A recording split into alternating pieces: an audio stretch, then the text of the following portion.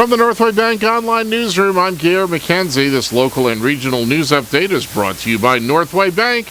Want a Northway Bank teller to keep in your pocket? There's an app for that, now available for iPhone and Android. Download yours today.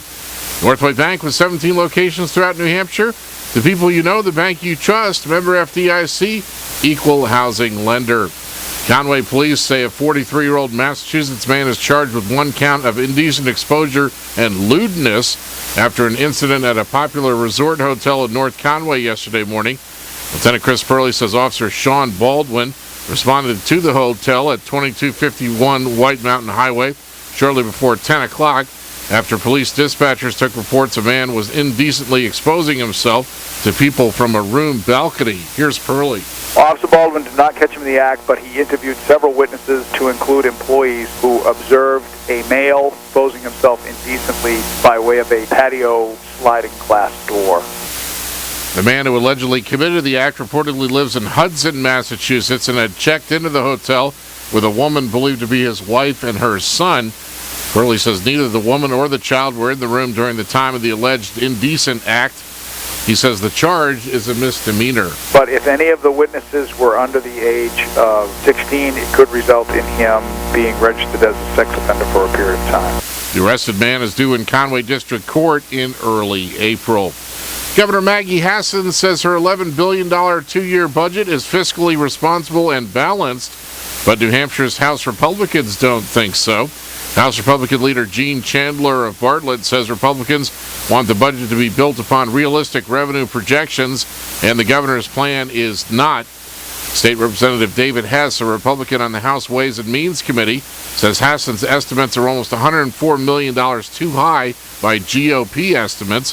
He says that does not include money from the proposed cigarette tax increase and a casino. Neither has been approved by lawmakers.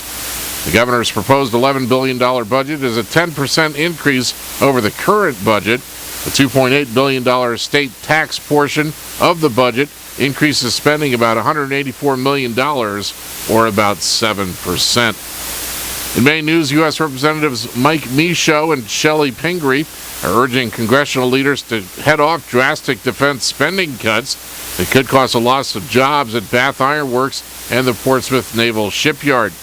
Michaud and Pingree, both Democrats, say in a letter to leaders from both parties yesterday they want a funding bill that would avoid arbitrary and extreme spending cuts under the so-called sequester and a funding bill for the Defense Department.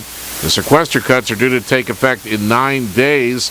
The Maine representatives say recent information provided by the Navy indicates both Portsmouth and BIW would face dramatic cuts if the automatic cuts meant to reduce the deficit are implemented or Congress fails to pass a defense budget. In sports, Boston College beat Maryland 69-58 last night. The Denver Nuggets snapped a 3-game losing streak by beating the Boston Celtics 97-90 last night. And Boston Red Sox backup catcher David Ross is expected to play a vital role with the new ball club. Ross will bring his veteran presence both on the field and in the clubhouse. Boston righty John Lackey will start the Red Sox Grapefruit League opener Saturday against the Tampa Bay Rays at JetBlue Park. Play ball! In the weather today, partly sunny with a chance of snow showers. Highs in the lower 30s. West winds 10 to 15 miles per hour. Partly cloudy tonight, lows around 13. Winds gusting out of the northwest up to 25 miles per hour. Wind chill values as low as 2 below zero. And partly sunny on Thursday, highs around 30. From the Northway Bank Online Newsroom, I'm Gary McKenzie.